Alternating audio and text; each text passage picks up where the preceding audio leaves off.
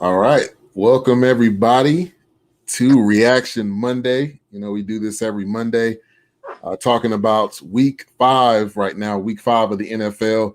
Had a great slate of games, some crazy situations.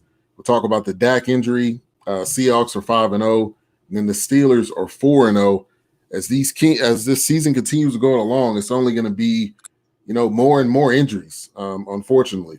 But we got myself, we got BS3, we got Ben Jr. Thank you for coming on tonight. Good to be on. I'm glad I was able to join you tonight. So many exciting things happened this weekend. I couldn't miss this show today. Yeah, so we may have a couple other people coming on as we go along throughout the show. We're on.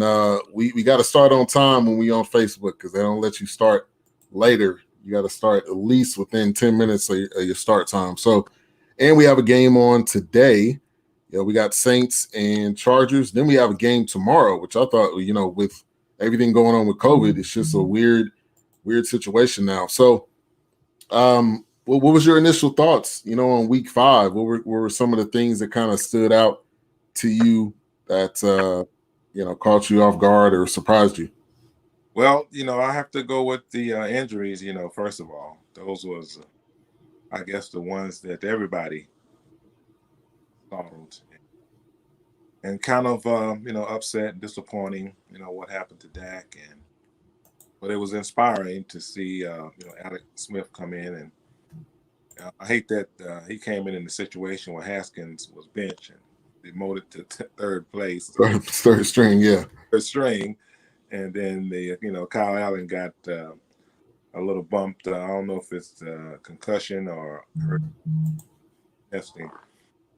But yeah, see Alex Smith come in and do what he did was very inspiring. It was kind of concerning, but he got through it. So we're thankful for that. So and then looking at the awesome play of Russell Wilson and how the Las Vegas Raiders came through, so just so many storylines, but I guess the top two that really caught my eye were the injuries and the ramifications from those. Yeah, it was really tough to see Dak go down like that. And this is the main reason, why we say you need to get a long-term contract. That's the main reason why he was really strained about getting that deal done. They didn't end up getting it done. They didn't put it together. Dak's on this 1-year deal. To me, that's kind of the toughest part about this is that he is on a franchise deal. So next year, technically, he does not have a contract at all. I do think the Cowboys are going to do the right thing. At least I hope that they do the right thing. But the information has been released that he has been released from the hospital. The surgery was successful.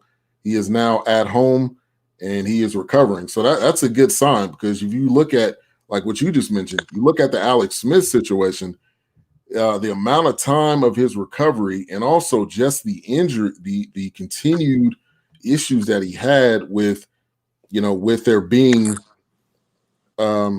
infections and with there being multiple issues that end up happening, that part, thank God that hopefully that's not in Dak's future, but a tough way to go out. And this is the main reason why they signed Andy Dalton. Andy Dalton is a 10-year, 10-year vet.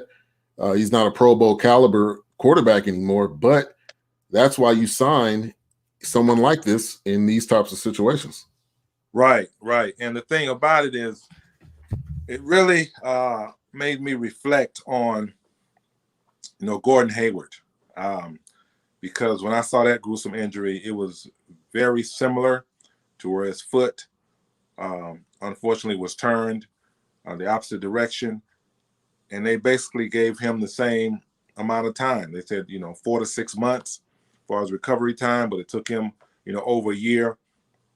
So I think it's going to take Dak the same amount of time because it's a compound fracture plus, dislocated ankle. So with the compound fracture, if it could take a little longer depending on the healing process. And also, I was mentioning to my son-in-law. I call him my son now, Spencer. He was here, and I said, "Well, if it's just a dislocated ankle, they can pop it back in, and it'll swell up. But if it's fractured, it don't. Everybody heals differently. True. So look at Gordon Hayward. They expected him to come back a little sooner, and when he did come back, he wasn't 100%, even though it was a year later. And when you talk about football and the punishment and the pounding that they have to take on compared to basketball, it's really concerning. And then you have all these debates regarding the salary and the contract, and should he went on and signed 4 to 5 year deal that the Cowboys offered, but he wanted the 4-year. And now I'm pretty sure he's thinking about it and may having second thoughts about, well, I should have went on and signed for the 5-year deal. But it's a difficult situation, and you hate to see a young man in that predicament, to where when you look at his salary, it was really something that he was able to accomplish, and he should have been able to qualify for something a little bit more larger.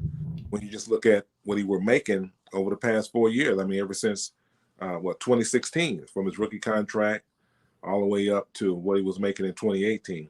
So it's a sad situation. Then with Alex Smith, first thing came to mind was Joe Theismann, of course. Right. And how technology and modern medicine is so phenomenal, to where he was able to come back. He got sacked 4 times. And you kind of cringe whenever he got hit, because first thing I look at is the legs, and you got to fold up them legs. You don't want to plant them in the ground and try to accept or absorb the hit, or try to continue to stand up with the hit. When you get hit, you got to fold them legs under and just go down. So I was looking at his legs and hoping that he can get through without any further injuries. But when you look at what he went through, 17 surgeries and the infection. Right. We actually pulled it up this weekend and looked at the gruesome part of the infection, and they were even considering amputating the leg. And for him to come back, I mean, that's an inspirational story right there for him to come. Unfortunately, hate that it was under the situation that with Haskins and Kyle Allen getting hurt, but at least there's hope when you see him come back and be able to withstand that type of punishment and make it through that game. Right. True. Very true. So we got my dad. That's my dad here next to me, if you guys aren't aware. I'm going to bring on Taran Rodriguez. Taran Rodriguez, one of our biggest supporters of BS3 Radio. He is on with us tonight, so let me bring him on. Taran, how you doing? I think you're on mute. Oh, yeah, you're right. Sorry. Doing good tonight, Ben and Ben. The Ben and Ben show. We might have to start that up one day. Ben too, Ben. But great to get you on, and the door is always open. I should have said this before, but the door is always open if you ever want to come on. But we're talking about the Dak injury. Before I get to you, we got Overton Claiborne. Thank you for joining in.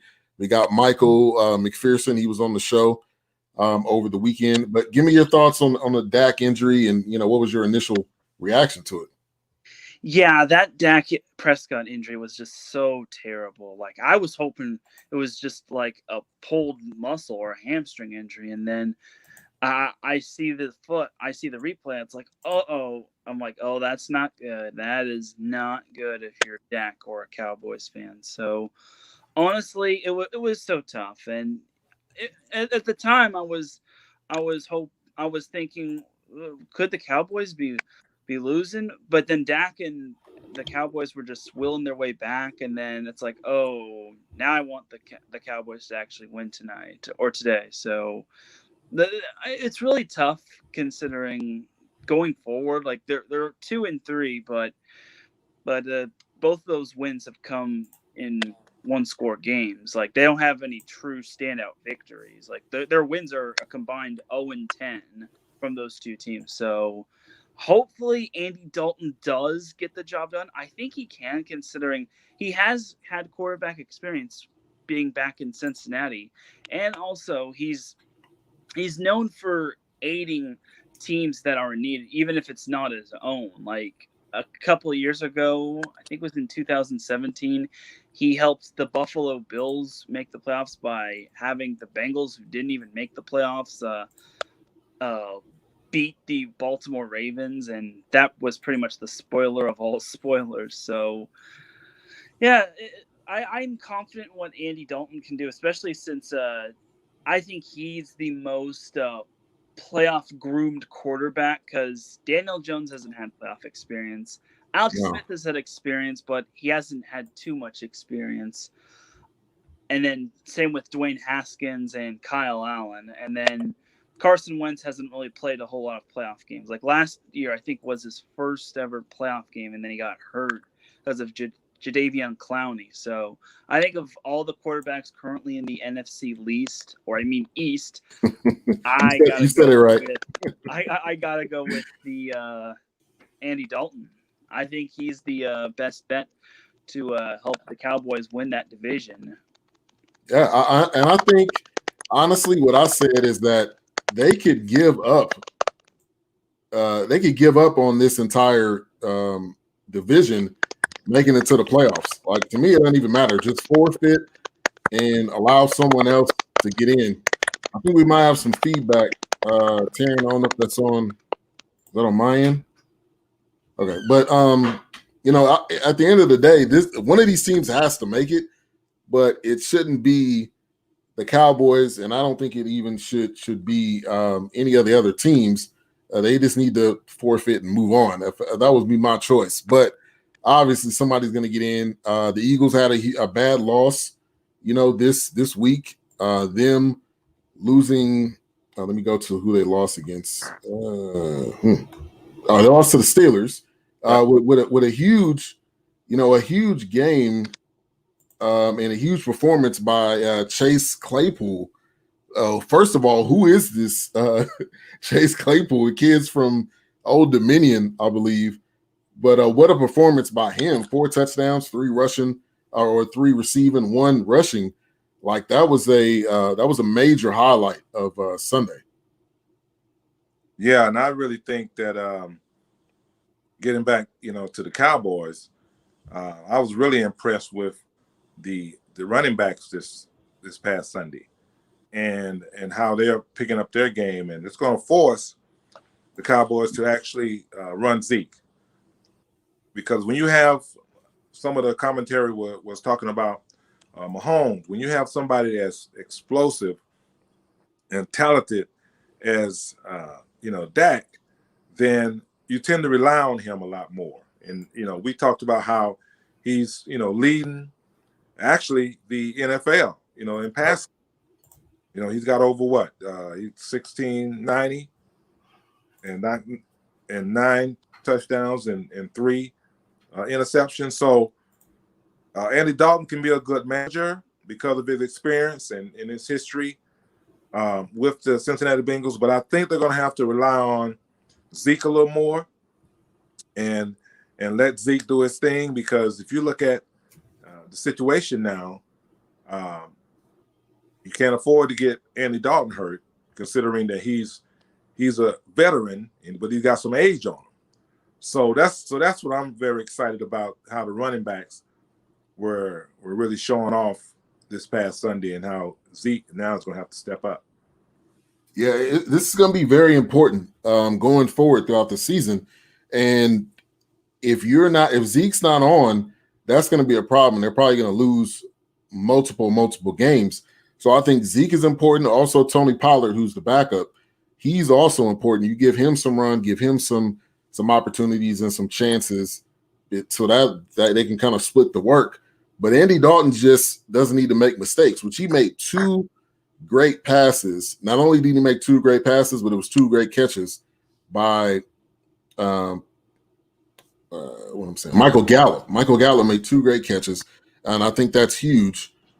And I think it's going to be very important for Dak, and very important for Zeke, very important for Tony Pollard to get those runs.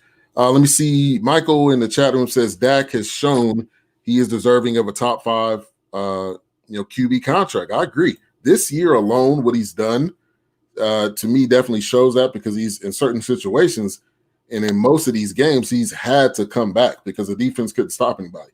He's had to throw for 400, 500 yards because the defense couldn't stop anybody. Overton says your dad has a lot of wisdom. So that's a shout out to you, Pops. All He right. said, he also says, I thought his foot just came out of the shoe at first. That's what I thought too, because it was planted, and then you've seen his leg roll. But when he lifted up his leg, I was like, okay, this isn't something you can pop back in place. This is pretty bad and sad to see. But I think the good thing about it is he is out of the hospital. He is home recovering. So that's very positive. Let me see some other comments that we have. We got JD. Thank you for tuning in. He says Claypool is out of Notre Dame. Just another weapon for Big Ben. You're right. There was another guy that they mentioned. Oh, the kid from the Eagles is from Old Dominion. Fulgham, who had I think 110 yards. But Claypool is a young beast right now, and they're already saying he's going to be the number one. Booger McFarland just said like 2 minutes ago that Claypool's going to be the number one and Juju's going to be number two. I'm not going to go that far because it's just early in the season. But Juju that's a good 1-2 punch, and Big Ben should be smiling from ear to ear at this point with the wide receivers that he had.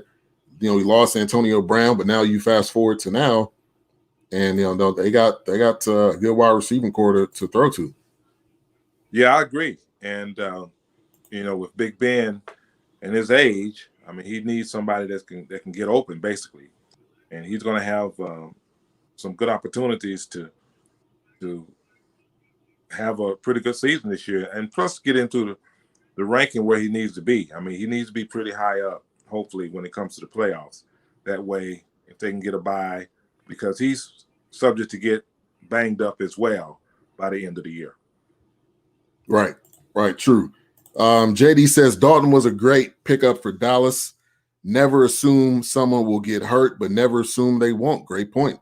Need valid backups, especially at the QB. I agree 100%. The backups that they had was going to be Cooper Rush or the kid they just drafted, Ben DiNucci from James Madison. So they did a good job. And also, I think this was a little bit of a dig at Dak when they signed him because they were still in that negotiation phase. So in their mind, they're like, hey, we got a 10-year vet. Say if Dak doesn't show up, we're going to piecemeal and put Andy Dalton in there and just kind of see what's going to happen. And I think that was also their kind of thinking with that signing. So we'll see where it goes. It's a long season. The season's far from over, and this division is so up for grabs. We got Stan Birch. He says Hickory Pride. I think you probably know who that is. Stanley Birch, yeah. He wasn't a classmate. He's a couple years below me, but yeah, he's my homeboy, man. He's very supportive. Appreciate it. Awesome. He said, are the Browns for real now after this win versus the Colts? That's a great question. Thank you for bringing that up, Michael. And I've beaten the Colts, which have a solid defense, and they beat them by 11 points. And again, another situation, Baker Mayfield with 247, 2 touchdowns. The Browns are now 4-1. What do you say to that? You think that they're real now? Yeah, I think they're real because now they have their identity. And that's the thing. Once you have your identity and once you stick to it, then you can more or less make some noise. The whole focus was on Baker Mayfield at first, and now they understand that, you got a running back like Nick Chubbs, and you have, the receiving core that you have. If he's able to spread the ball around with Odell Beckham and also with Landry, and then you have Nick Chubbs in the backfield, plus you have Kareem Hunt. So they got 2 good running backs, and they got all-star receivers. And if he can just share the ball and they can move the ball consistently and take all of the pressure off of him and allow his stars, his superstars, to do what they were basically traded there to do, then I think the Browns can make some noise. But it depends on, like any other NFL team. Depends on injuries. It depends on far as the longevity of the superstars, if they can get through the season, because everybody's mentioning that it wasn't a preseason. So now they're finally getting into the groove, looking at game 5, game 6. And now that they're in their groove, I think they can make that groove continue as long as Baker Mayfield manages the game, uses his legs when necessary, and just makes sound decisions. And that's been his weakness periodically, is that his decision-making was sometimes questionable. So I think if he can make the right decisions and spread the ball around, they'll be fine. Yeah, and I think also, we got Taran back, but I think also he has all the weapons around him, and it's just a matter of him not overthrowing or not overdoing it, and that's key. Like kind of what you said. But Taran, we got you back on. What do you think of the Browns? Do you think they're for real now? That was a question from the chat room there. That's a very good question. So the Browns are indeed talented, but they are now without Nick Chubb. Like, Nick Chubb is now hurt, and unfortunately, hope everyone can hear me, by the way. Can y'all hear me good?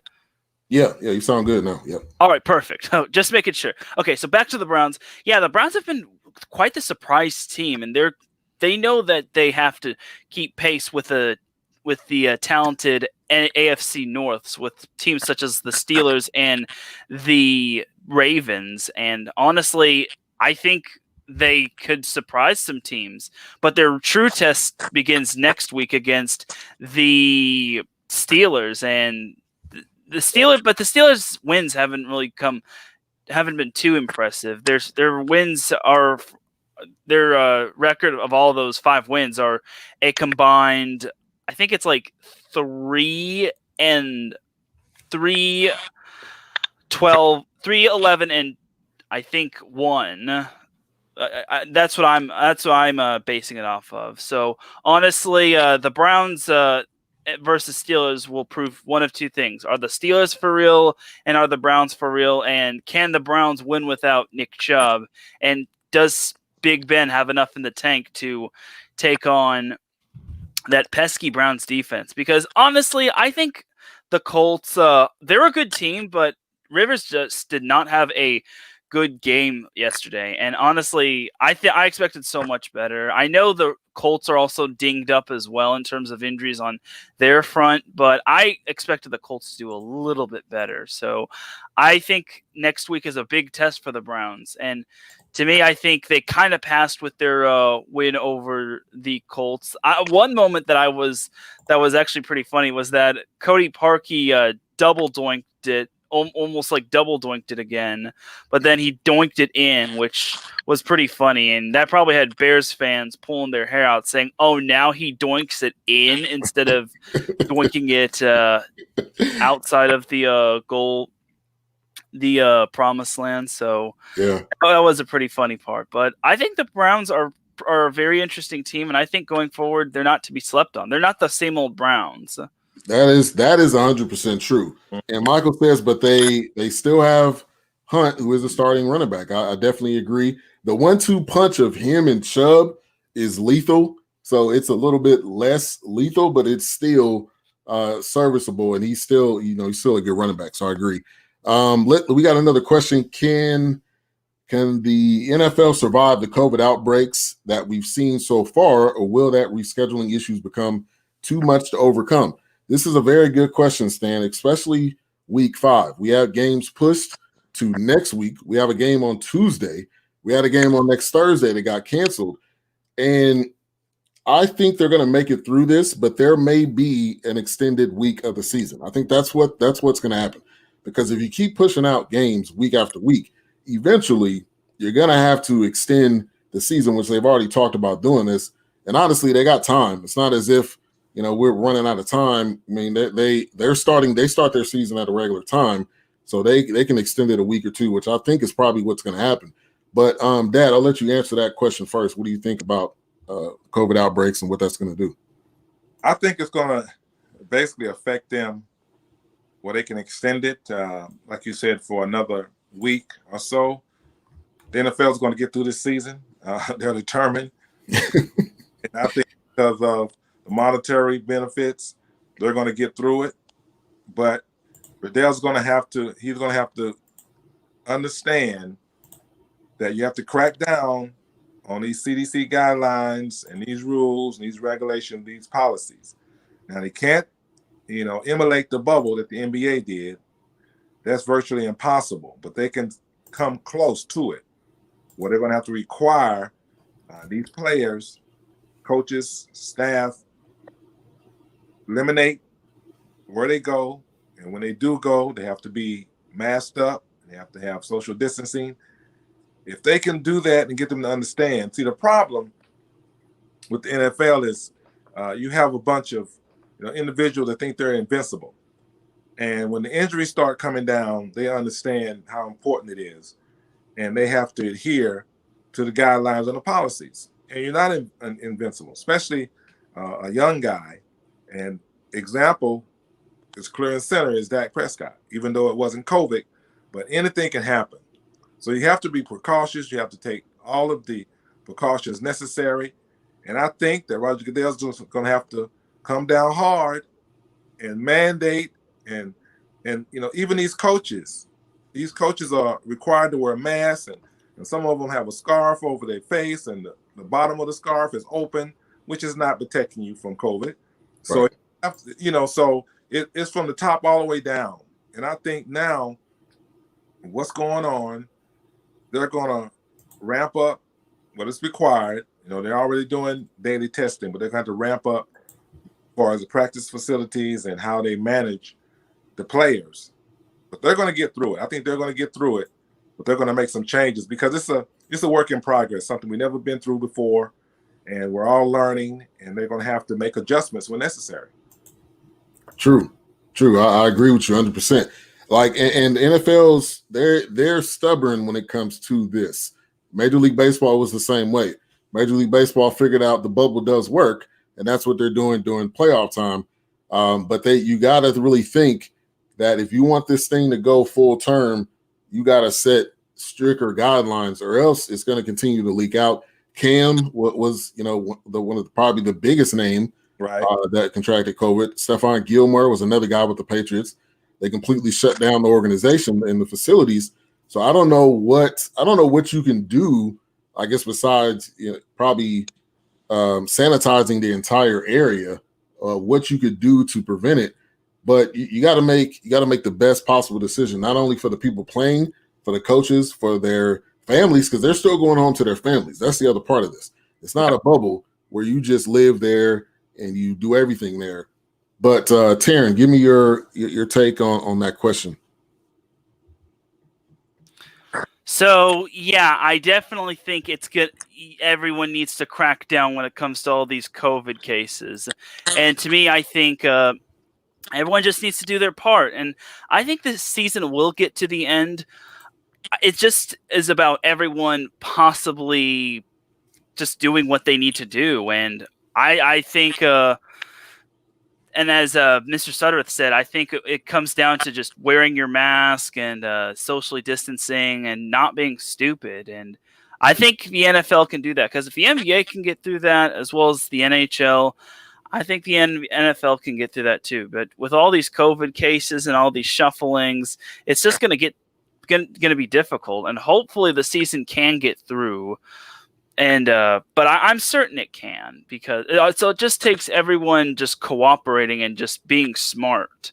You know what I mean? Just because it's obviously not easy, especially with it being an outside sport. But if it has to come down to it, everyone just might not have to have fans inside their stadium. So I just think that it's going to take a village. It's going to take everyone cooperating and not just bending the rules or just accidentally doing it, because the NFL is probably going to start cracking down like they did with the Raiders this past week. So we shall see.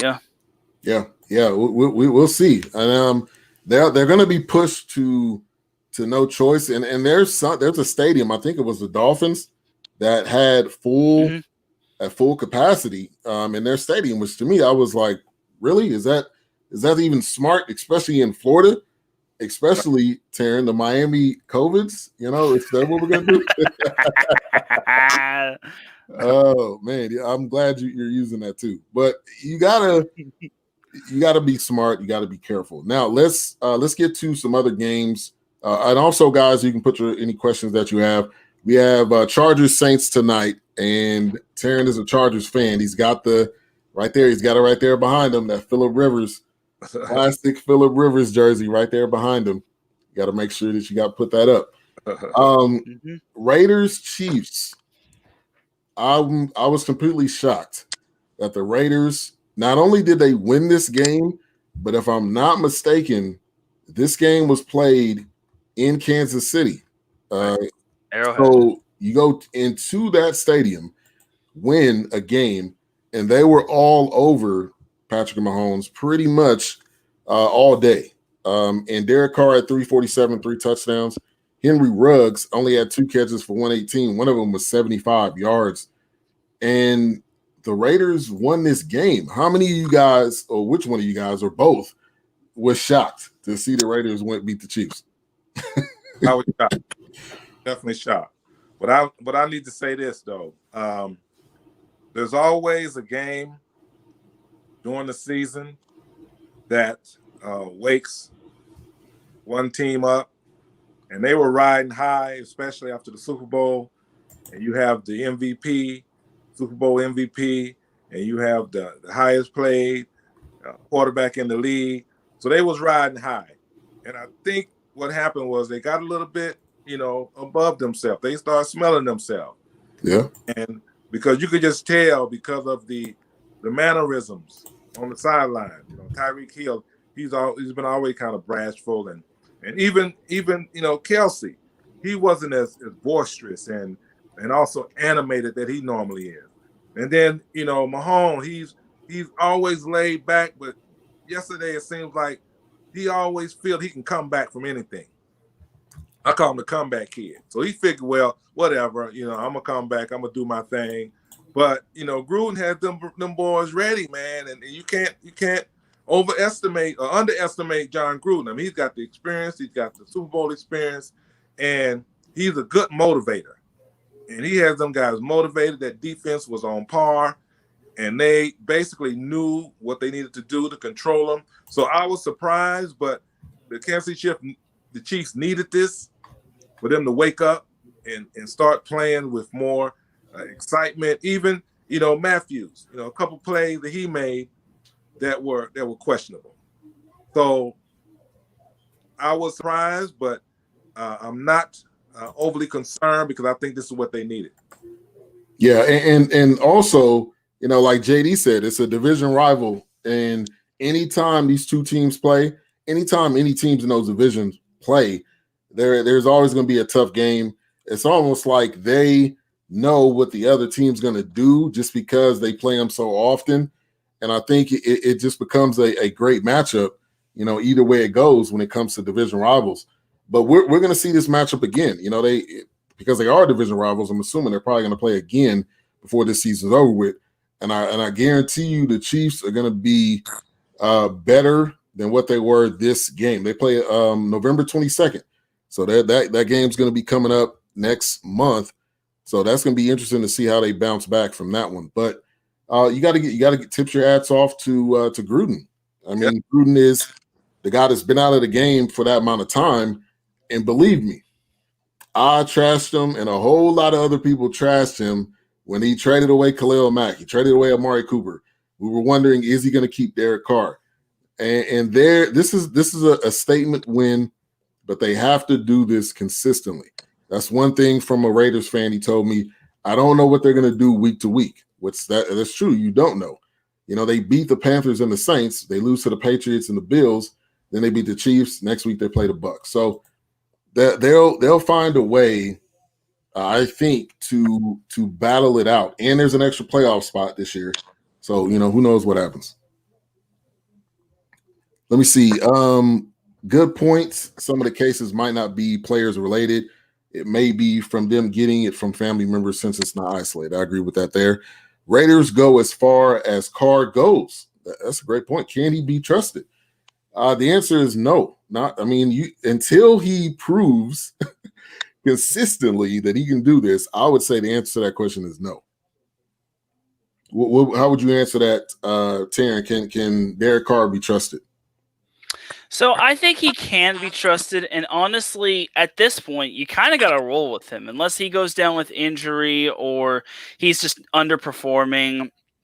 You got to keep rolling with him. And Derek Carr, funny thing is that Derek Carr has pretty much had a tough time beating Kansas City at Kansas City. And I think that might have been the first time in his career that he's done that with the Las Vegas Raiders, or even back when he was with when the Raiders were in Oakland. So it was definitely an impressive win. To me, I think Las Vegas, are one of the more improved teams, and they're one of the more disciplined teams because no one expected them to beat the Saints and no one expected them to beat the Chiefs. Like the Raiders can legit be 1-4, but instead they're 3-2, which is very impressive. They do have a lot of talent, and Carr is a good quarterback, but he's not a great quarterback. But he's proving himself. He's definitely proving himself, and he's definitely had enough of the whole losing bit. And to me, I think if the Raiders play their cards right, they could be in the wild card spot. For the Chiefs, however, I think this just goes to show you that they are 100% human and they can be beaten. Like it happened with their game against the Chargers, and they almost lost that one. The problem is that the Chargers didn't play a full 4 quarters. I also think that the Chiefs kind of looked ahead to their next game against the Bills, considering. And that kind of can be the case considering that Raiders game is somewhat of a trap game. I mean, the Chiefs are always a great team at home, but I think they kind of overlooked the Raiders considering they're always used to beating the Chiefs are always used to beating the Raiders more times than not, and it was quite the shocker. And that ever since Patrick Mahomes became the quarterback, the Chiefs had only lost to one AFC West team, and that was the Chargers back a couple of years ago. Now, that's 2 losses for but against AFC West teams for Mr. Patrick Mahomes. So overall, I think the Raiders are definitely improved, and as long as Carr plays well, and as long as the offensive line is protecting him, and the defense does their job, I think the Raiders can go pretty deep. I don't see them winning Lombardi this year, obviously, but they can maybe make the playoffs. I feel they have a good shot. It's all about getting the job done and not overlooking anyone. That's true. I definitely agree with that. Let's get to some other games from this week. If you can see on the graphic, or if you've seen the graphic, the Steelers are now 5-0. They beat the I'm drawing a blank again, but they beat the team that they beat. somebody help me out. I'm trying to get back to my schedule. Yeah, but they beat Philly. Yeah. And I'm not surprised about that. I think Philly is one of those teams that are struggling, like every other team in the NFC East is. And when it comes down to it, the Steelers really had the better roster when you look at it, but they really led. They were the top performers, when it comes down to the stats. But this is really Big Ben's. I think Big Ben's coming towards the end. He's coming towards the end of his career. I don't know how many years he has left. I would maybe estimate, maybe 2 to 3. He's already been talking about it. So I think when it comes down to it, he's 38. I would give him 2 more years max. But who knows how much longer he wants to play. But that was a big win, and the Steelers are now 4-0. So give me some thoughts on this game. What do you think about the Steelers? Are they for real? And can Big Ben stay healthy? The entire season. Taran, I'll go to you first. So yeah, it all depends on who's healthy at quarterback and who Big Ben has to throw to. And so far, the Steelers have done a good job in regards to being healthy. Like last year, they were just beaten up with injuries with Juju and then Ben Roethlisberger being injured. I think this Steelers team can be one of the more improved teams. But again, next week is their big test against Cleveland. It's their first opponent that doesn't have a sub 500 record.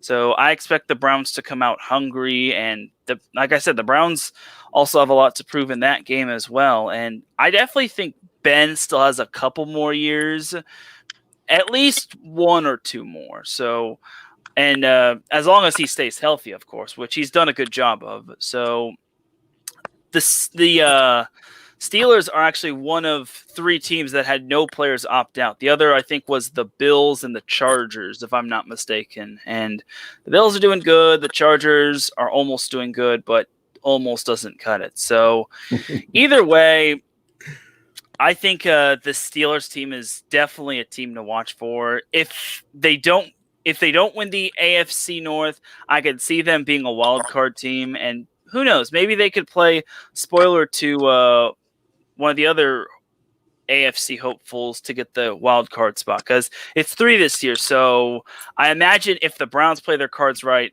they could sneak into the playoffs, as well as maybe, the Browns, the Steelers. Let's say the Ravens win the AFC North, then the Steelers and Browns just play well, and they're both the wild cards. Then that's only one more wild card spot left. So you would have to pretty much pick between the Raiders and then the Titans, who are the team that goes 9-7 a lot, and then maybe the Colts if the Titans get to win the AFC South.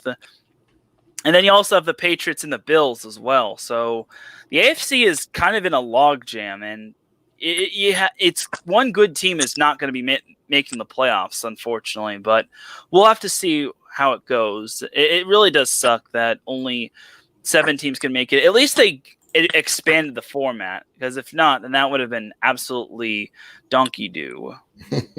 Yeah. I like how you said that. Steelers, Dad, talk about the Steelers. What do you think about their start? No, I agree. The start is pretty much what I expected, but I'm focusing on the coach. Tomlin. He's not only is he a player coach, but he's someone that can get discipline and get them focused on what they need to do. And when we're looking at the pandemic and coronavirus, the coach's role is very important now. And if the coach has the players' ear and they have the players' respect, he can get them to focus on the things that are important. And I think he's got their respect. And I think because of what Big Ben and his clock is now ticking, Father Time, we know, is undefeated. He knows he only got maybe a year left. After this one, another year. So he's focused on doing what he has to do. And I think they brought in enough offensive protection for him this year. So, like you mentioned, the division is favorable. So I think they'll make some noise. Yeah, and the Steelers is that team is always in the mix. That's one thing you got to respect about the Steelers. The one thing you got to respect about Tomlin is that every single year he's been there, he is consistently in the playoffs, and you always got to watch out for that team because they could potentially win it all. It all depends on the health of Big Ben and what they do as and that defense too. Because that defense historically has always been a shutdown type defense. So that's one thing I love about the Steelers and I love about Tomlin is that they will always be there. A lot of it because of him and because of how he coaches and helps his team. The other graphic that's on the Abbey, and the other team, one of the other teams that's undefeated, is the Seattle Seahawks, which pulled out a crazy one on Sunday night. Russell Wilson, the great Russell Wilson, throws a laser pass to DK Metcalf. DK Metcalf ended up with 2 touchdowns in that game. And the Vikings had them on the ropes. The Vikings had these guys on the ropes. At halftime, they were up by 13 to nothing at halftime. But the third quarter, Russell being Russell comes through. They get 21 points in the third, 6 points in the fourth quarter. And Kirk Cousins had a decent game, 249 and 2 touchdowns. But when it all comes down to it, if I'm going to put Russ here and I'm going to put Kirk Cousins here, I'm definitely going with Russell Wilson. There's no doubt about it. And they had the ball with towards the end of the game, and that's you gotta count on him to get the deal done. But what another game for them. They're 5-0. Give me your thoughts on the Seahawks and the Vikings. Are the Vikings? I got a two-part question. Are the Vikings tanking for Trevor Lawrence? And then two, what do you think about the Seahawks? Taran, I'll go with you. So that was indeed a crazy game between the Seahawks and the Vikings. I'll be honest, I'm surprised the Vikings didn't go for 3. I'm surprised they didn't take the field goals. And honestly, I think it could have benefited them had they gone for the field goal. I mean, they would give the ball back to Russ, but honestly, you fear a little less when you are up 8, because then the Seahawks would have needed a touchdown and a 2-point conversion, but instead all they needed was 6 and then a 2-point conversion just to put them up 3. So I kind of question Mike Zimmer's decision. I get if you get the first down, you win the game, but still, it was a little. You probably could have just taken the points, or you probably just could have tried to draw them off sides. So I think that was a bad loss for the Vikings, honestly. And the fact that Russell Wilson was able to pull out another big-time victory just goes to show you that he's making his case for MVP. Dangerous is definitely cooking, and I think he can take the Seahawks far. Problem is for the Seahawks is that their defense it's not as strong as ever. I mean, it does have Jamal Adams, but he's kind of been up and down on the injury train. So, and then to me, I think when it came into the first half, I was very surprised to see the Seahawks I don't even think they scored a point. And then the third quarter, they just turned it on, and then it just went back and forth.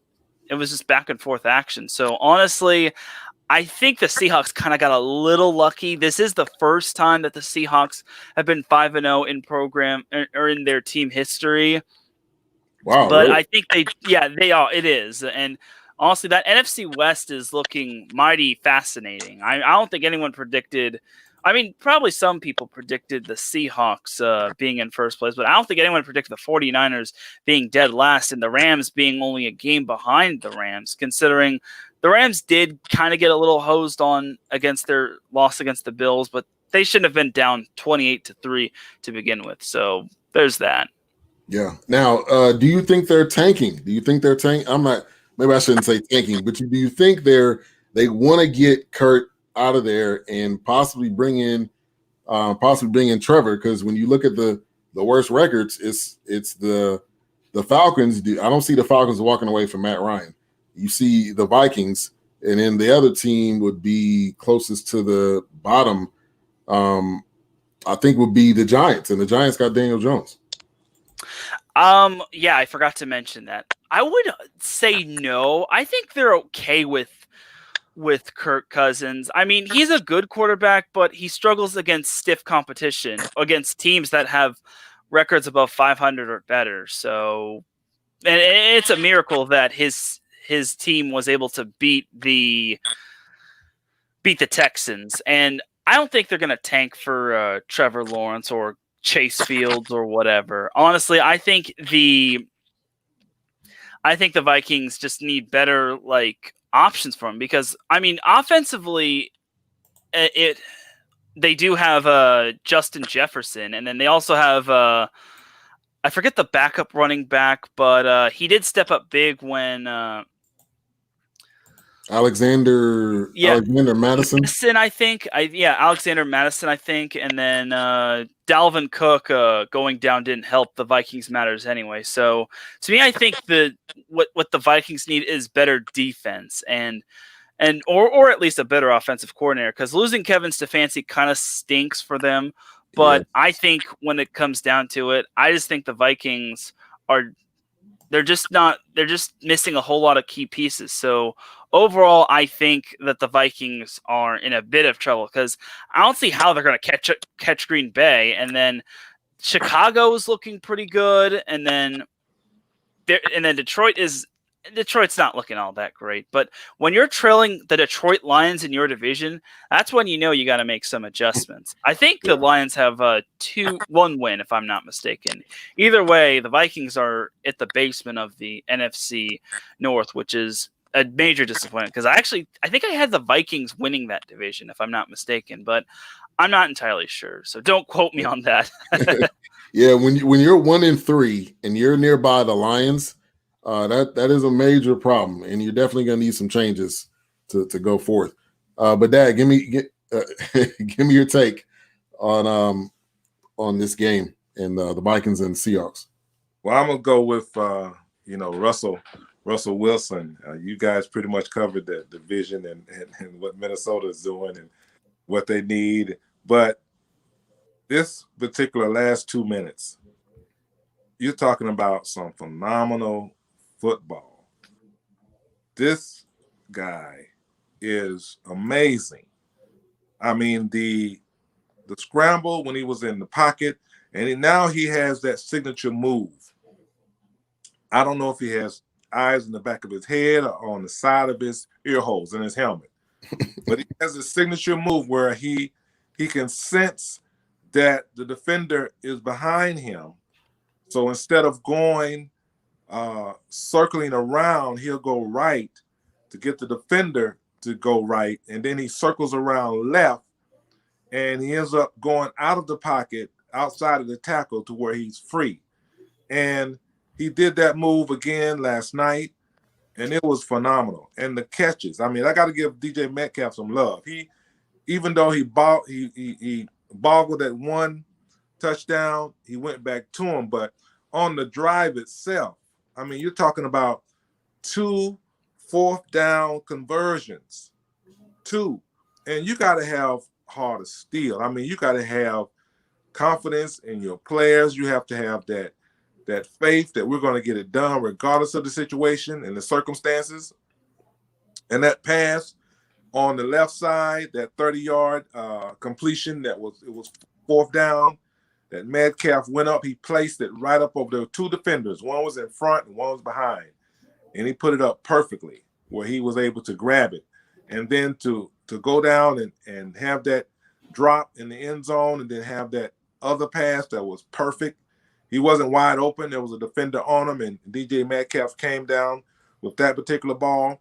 When you look at a 95-yard winning drive and you stunk up the place the first half, and you have the confidence in yourself and in your receivers and in your team to make a drive like that, to come back and score. Now, I know that, Minnesota should have kicked the field goal, but he knew what he was up against.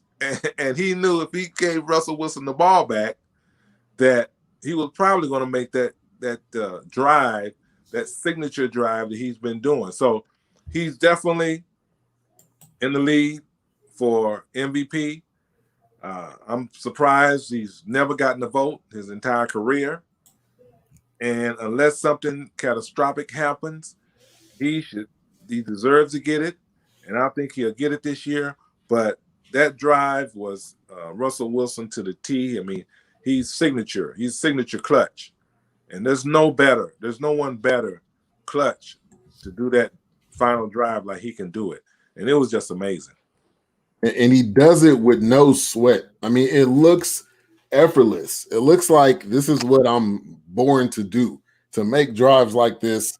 And all he needs is decent weapons. I mean, DJ Metcalf was a highly touted guy coming out of the combine. People were really looking at him really close. But he has made DJ Metcalf a great wide receiver.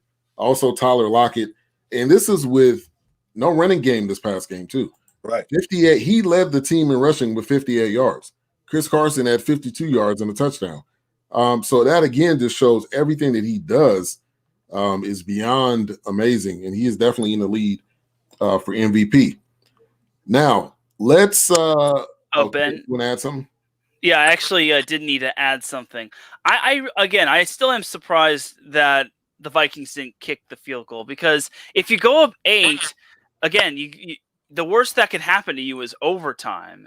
But if you put the ball back in Russell Wilson's hands when his team is down 6, then he's more, or when his team is down 5, then he's more times than not going to get it. And I think it was just a dumb idea to just go for it on 4th down. But again, to each his own, and the Vikings are going to have to live with the loss. So, but it just goes to show you that, that touchdown pass that Wilson threw to Metcalf, DK Metcalf, it was just on point. Like he had to make a quick catch. Like it looked. At first I thought the defender had snagged it, but then Metcalf was like, "Nope, not today, son." And it was just amazing. Like for a guy who's a strawberry Nesquik entrepreneur or a specialist, he really can make some big time catches. Yeah. Metcalf is a monster, man. On the outside, in the slot, besides that one mistake he made this year against the Cowboys, which thank God he fumbled that ball. Other than that, DK Metcalf's been on point. Now let's talk about this last topic, which is the Atlanta Falcons, which my dad is in Georgia, the Atlanta area, and they have finally fired every single Falcons fan is jumping up and down in their seats last night, today, probably tomorrow, probably this whole week until it gets to Sunday. But they not only fired Dan Quinn, the team went 0-5, they also fired a GM. Obviously, it was time. I would say it's past due. The way that Super Bowl ended, my emotions would have just fired him right then after that game. I get it. You don't want to make emotional decisions, and they've waited. But this season, blowing 2 leads, somehow your players don't know how to fall on an onside kick, and then you lose the game yesterday, and that was the last straw. So I'm not surprised, but now the thing is, who do you bring in the coaching team? They got Raheem Morris, the defensive coordinator, is going to be coaching the team. What do you do moving forward? But we had to talk about this. So, Dad, I'll go to you first. Your thoughts, when you've seen that come across your timeline, and what do they need to do going forward? Well, my first initial thought was the Texans fired O'Brien, and they ended up winning the game. So sometimes you have to make drastic decisions in order for the team to get back on track. And when you look at running back like Todd Gurley and Matt Ryan, I think if he's focused enough, he can make some noise and do what's right. And you have Julio Jones, you shouldn't be winless. So you have to, the onus and the responsibility has to fall on the head coach. And you mentioned what happened in the past in the Super Bowl and that idiot, I guess they all had a brain freeze and then fall on the ball. Just like, it's amazing. So the responsibility has to start at the top. When you don't have your players ready and focused enough to do the basic things, and when you can get a lead constantly and you can't keep the lead, then it's got to come down to coaching. So I'm not sure what they're going to do far as who they're going to do as a permanent head coach, but they had to shake it up.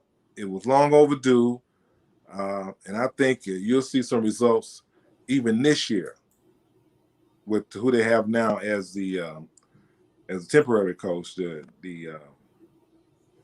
Kareem, what's his name? Raheem Morris. Raheem Morris, right. Yeah. They have him as temporary mediary. So it was overdue. I mean, there's always a joke down here. I'm not from Atlanta. I just live in the Atlanta metro area because I'm close to home, which is North Carolina, Hickory. But there's always a joke that they're always in line for the number 1 draft pick, so they doing what they wanted to do, so they get number 1 draft pick. So we doing what we want to do, but it was time. Yeah, I agree 100%, and I think they will respond. You made a great point with the Texans, the way they responded, the way J.J. Watt after that game was so excited. He was like, finally, I can smile. I mean, that's sad that you got to wait for the coach to be gone for you to actually have some excitement in the locker room and what have you. But Taran, we'll go to you. So yeah, the Falcons definitely did the right thing on firing Dan Quinn, and the Falcons to me are a team that has a lot of talent. I know they're banged up defensively, but offensively they should be putting up more than 13 points. You have Matt Ryan, who's a talented quarterback. You have talented wide receivers such as Julio Jones and Calvin Ridley, and then you have a really talented running back in Todd Gurley. And sorry if I'm not fully focused, but the Chargers just scored a touchdown. Okay, back to the Falcons. They have a lot of talent offensively, and they're just way too talented to just be 0-5. Like, that's sad right there. Like, you're in one of the more talented divisions in the NFC South, and you gotta keep pace with the Bucs and the Saints, and even the Panthers are making waves. Like, say the Saints win tonight. I hope that's not the case. Sorry, Saints fans. If the Saints do win, then the Bucs, the Panthers, and the Saints are all going to be tied for first place in the NFC South. And that would be the biggest logjam ever. And, oh, my God, that was a horrible PAT miss. But you dismissed the field goal, the PAT.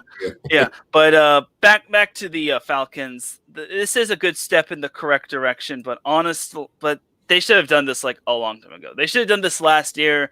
They should have done this after Super Bowl 51.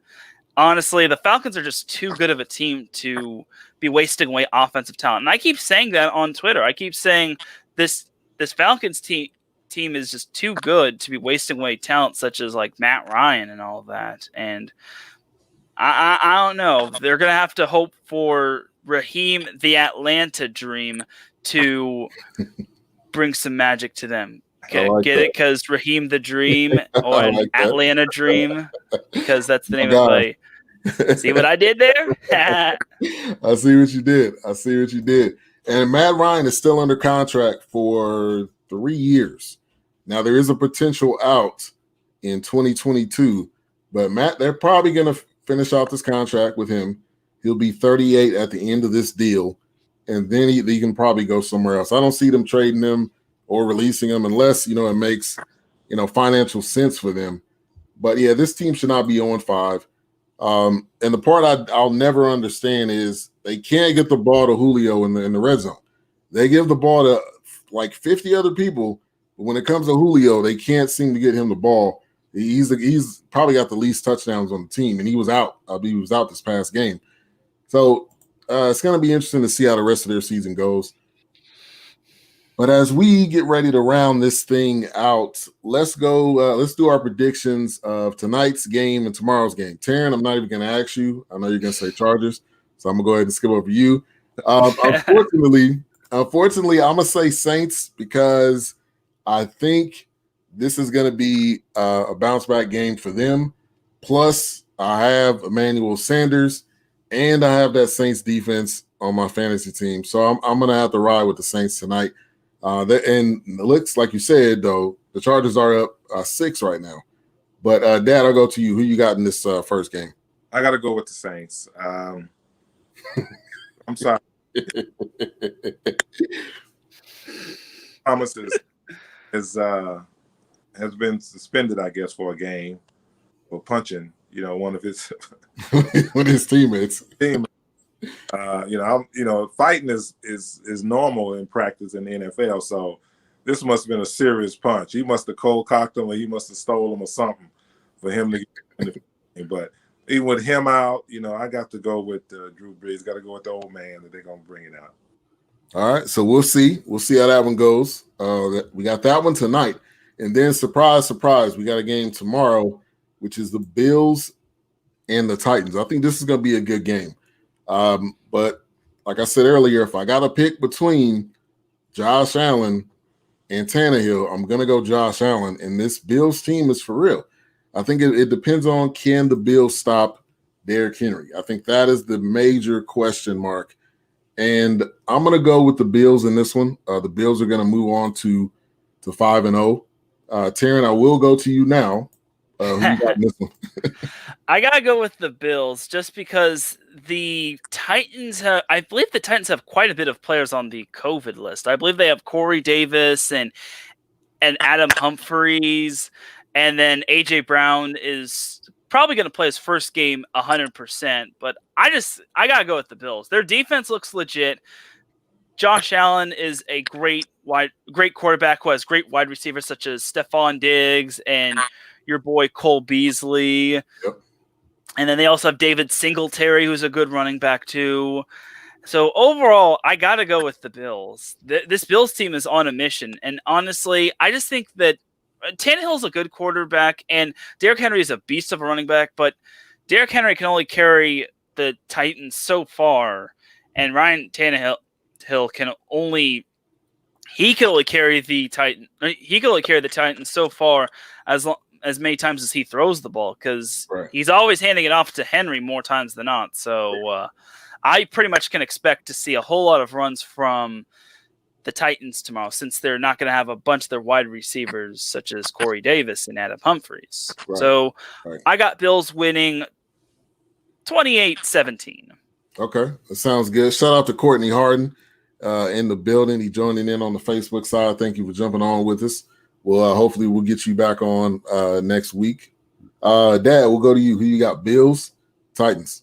I have to go with the Bills. I mean, they've been improving every year. I think this is their year to make some serious noise with Stephon Diggs. I mean, he's doing his thing now, and he's focused. So I think, Josh Allen, he's a good quarterback. He's doing well, really improving. As long as he can limit his mistakes, the mental errors. But I agree with everything that was said, regarding the Titans. So I think the Bills is going to take this one. Okay. All right. So the game that's on right now, guess who just got in the game? Taysom Hill. Good. And now he's coming back out. He's still in the game. No, well, I guess the play I'm watching, the Drew Brees is back in. But the Taysom Hill experiment, I love it, but don't use the guy too much, because then it starts to be like, when he comes in the game, it's not going to be a regular play. It's going to be an option or something. So I don't know. I think this is the last thing we'll touch on, but I think Sean Payton's overusing Taysom Hill. I don't know. You guys agree or disagree? Go ahead. I kind of think he is. My question is this: why isn't he using Jameis Winston? Like, I know Jameis Winston's known for throwing interceptions, but I don't know. Like, why is he not using like Jameis Taysom and Drew Brees? I don't know, man. Like, that's just some food for thought on my part. Yeah, but it'll be a crazy situation when you bring in Jameis for even just one or two plays. Like, what is the defense going to think? Right. Mm-hmm. I think the Taysom Hill experiment. You're right. I mean, we're the third year in now, so you're going to have to make a decision.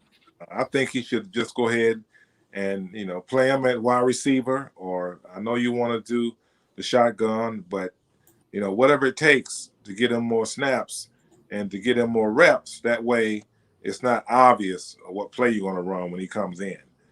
So he's going to have to make a decision, and I agree with Jameis Winston.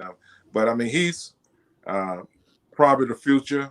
He just needs to sit out a year. That way, he can observe and understand and learn, because he was thrust, with the Tampa Bay Buccaneers in that starting position. He had the talent, but mentally, I don't think he was prepared.